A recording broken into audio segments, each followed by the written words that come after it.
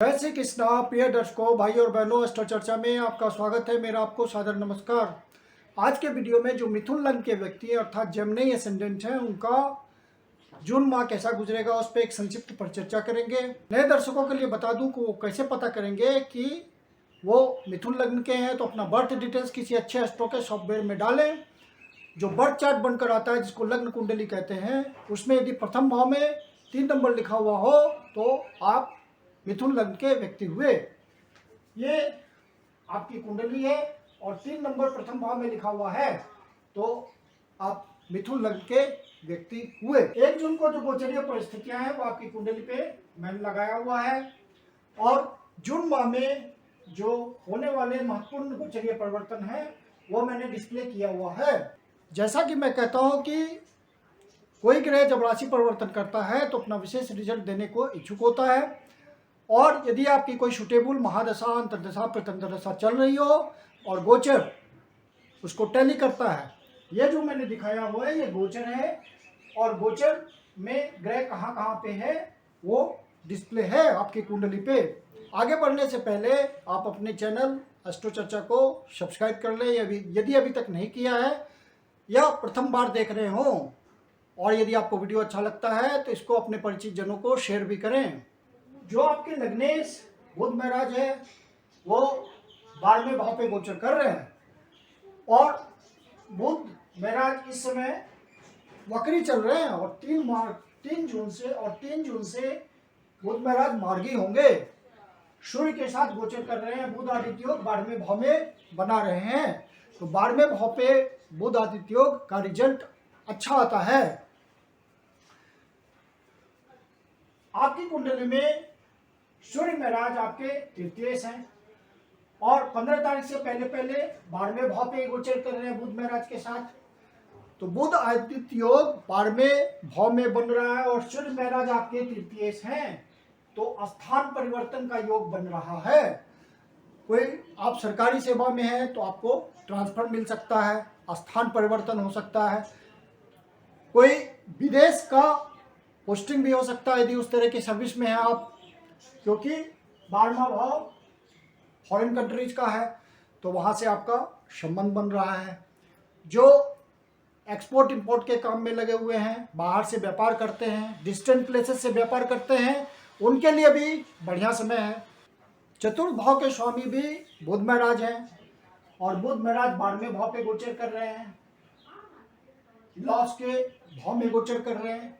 तो जो भी रियल एस्टेट के सेक्टर में जुड़े हुए लोग हैं उनको हर डीलिंग को सावधानी पूर्वक करनी है और मार्गी होने के बाद इनका इम्पैक्ट तो कम हो जाएगा, लेकिन फिर भी सावधानी तो बरतना ही पड़ेगा क्योंकि लग्नेश 12वें भाव पे हैं। जो खरीद फरोख्त करना चाहते हैं, कोई लैंड परचेज करना चाहते हैं, खरीदना चाहते हैं, फ्लैट खरीदना चाहते हैं, मकान खरीदना चाहते हैं, तो वो जून माह में डीलिंग ना करें। जब बुध महाराज 12वें भाव से निकल करके लग्न पे गोचर करेगा तो फिर बढ़िया समय आ जाएगा इन सब बातों के लिए। तो तब तक आप इंतजार करें क्योंकि पूरा जून माह बुध महाराज 12वें भाव पे ही गोचर कर रहे हैं। गुरु महाराज आपके लंबे समय के लिए 10वें भाव पे गोचर कर रहे हैं स्वराशि में, एक अच्छी इंडिकेशन है आपकी कुंडली के लिए। और गुरु महाराज यहाँ पे हंस योग बना रहे हैं तो पंच महापुरुष योग है हंस योग, तो उसका अच्छा रिजल्ट आपको मिलेगा। गुरु महाराज यहाँ बैठ करके शुभ भाव को देख रहे हैं तो आपको मानसिक शांति में वृद्धि होगी, घर में धार्मिक वातावरण बनेगा, धार्मिक कार्य का योग बनेगा। ये लंबे समय के लिए गुरु महाराज यहाँ हैं और डोमेस्टिक एनवायरनमेंट में बहुत पीसफुल वातावरण होगा। बाल बच्चों के साथ पूरा सहयोग होगा, माता के साथ पूरा कोऑर्डिनेशन होगा और माता का स्वास्थ्य भी सही रहेगा। गुरु की ब्लेसिंग आ रही है शुभ भाव पे, माता के भाव पे, और गुरु महाराज यहाँ से अपनी नवी दृष्टि 6ठ भाव पे डाल रहे हैं। तो यदि आप किसी गंभीर रोग से पीड़ित हो तो उसमें थोड़ा राहत मिलेगी आपको। शत्रु का सामना कर रहे हैं तो वहां आपको राहत मिलेगी। कोर्ट कचहरी का सामना कर रहे हैं और उसका रिजल्ट आने वाला होगा, अन्य ग्रहों का सहयोग होगा तो आपको रिजल्ट आपके फेवर में मिलेगा। और 6ठ भाव का दसम भाव से रिलेशन बन रहा है, क्योंकि यहाँ के स्वामी दसम भाव पे गोचर कर रहे हैं। तो कर्म भाव में आपको पूरा मनयोग पूर्वक लगना होगा और कर्म के लिए आपको प्रयास करना होगा ज़्यादा, क्योंकि मंगल महाराज आपके षष्ठेश हैं और शनि महाराज की तीसरी दृष्टि 11वें भाव पे है, जो कि लाभ भाव की राशि है और मंगल उस भाव के स्वामी हैं। तो यहाँ पे षष्ठ भाव आ गया, यहाँ पे जो 11वां भाव जो कि रेगुलर इनकम का भाव है या आपकी इच्छा पूर्ति का भाव है, वहां शनि की दृष्टि आ गई और शनि महाराज 5 तारीख से वक्री हैं और आपके अष्टमेश हैं और नवमेश हैं। तो अष्टमेश का भी प्रभाव आया, तीसरी दृष्टि है और आपके षष्ठेश है मंगल महाराज। तो आपको प्रयास बढ़ाना पड़ेगा रिजल्ट लेने के लिए। कर्म क्षेत्र में आपका प्रयास बढ़ जाएगा, रेगुलर इनकम के लिए आपको प्रयास बढ़ाना पड़ेगा। यदि आप बिजनेसमैन हैं तो आप अपने प्रयास को जून माह में बढ़ाए रखिएगा। शुक्र महाराज द्वादश भाव के स्वामी हैं और 11वें भाव पे गोचर कर रहे हैं। तो आपका इन्वेस्टमेंट किसी लाभ के लिए हो सकता है, बाहर से संबंध किसी लाभ के लिए हो सकता है, बाहर से आपको किसी तरह का फायदा पहुंच सकता है। और शुक्र महाराज आपके द्वादश भाव के स्वामी हैं और पंचम भाव के स्वामी हैं, लेकिन पंचम भाव के स्वामी होते हुए ये राहु केतु एक्सिस में फंसे हुए हैं, तो शुक्र का बहुत स्वस्थ रिजल्ट नहीं आएगा। तो यहाँ पे शुक्र खुल के रिजल्ट नहीं दे पाएंगे। राहु का इन्वॉल्वमेंट है, मंगल की राशि में है, बहुत ज्यादा एनर्जी खर्च होगी आपकी। केतु पंचम भाव में है, राहु आपके 11वें भाव पे गोचर कर रहे हैं और शुक्र महाराज 18 तारीख को यहाँ से निकल करके 12वें भाव पे चले जाएंगे, अपनी राशि में चले जाएंगे। तो वहां पे सुंदर राजयोग का निर्माण होगा। 18 तारीख से पहले पहले आपको अपने विचारों का ध्यान रखना है। विचार में किसी तरह का दूषितपन नहीं होना चाहिए, क्योंकि यहाँ से राहु केतु एक्सिस में शुक्र फंस गए हैं और यहाँ पे पंचम भाव का स्वामित्व है और पंचम भाव को देख भी रहे हैं।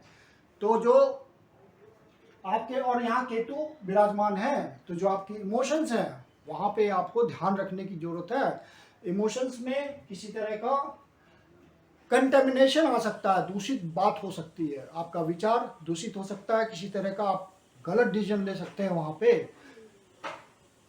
इसका आपको ध्यान रखना है। और 18 तारीख के बाद जब शुक्र महाराज यहाँ से निकल करके अपनी राशि में चले जाएंगे 12वें भाव पे, तो स्थिति बिल्कुल बदल जाएगी।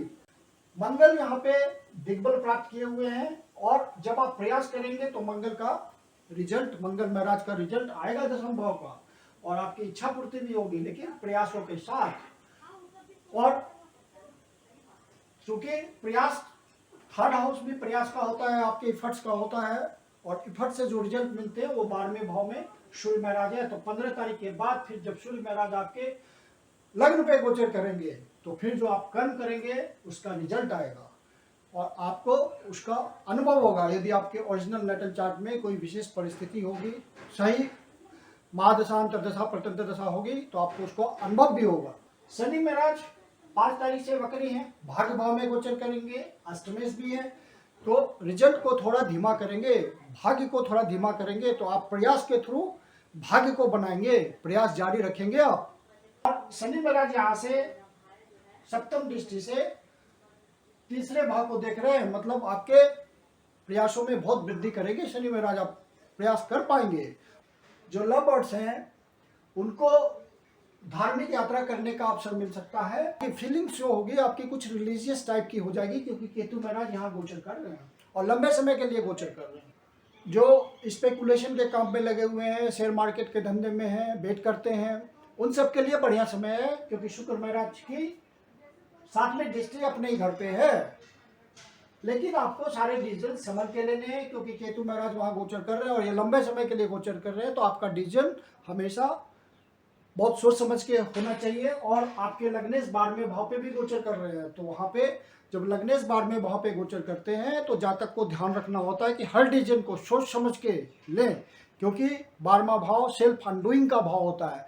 तो आप नोइंगली अननोइंगली गलत डिसीजन ले लेते हैं, तो इस बात का ध्यान रखिएगा।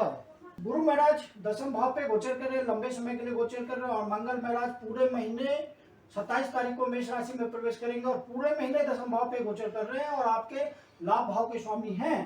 तो यदि आप नौकरी में हैं, सरकारी नौकरी में है, प्राइवेट नौकरी में है, तो बहुत ज़्यादा चांसेस है किसी तरह की आपको प्रमोशन के चांसेस हो सकते हैं, किसी तरह का आपको इस तरह का पोस्टिंग हो जाए जिससे आपको फ़ायदा हो, बाहर जाने के ऑप्शन मिल सकते हैं, कोई डिपार्टमेंटल एग्जाम पास करके प्रमोशन के चांस मिल सकते हैं। तो इस तरह की किसी तरह की पद प्राप्ति, प्रतिष्ठा की वृद्धि, इस तरह की बात का पूरा चांस है।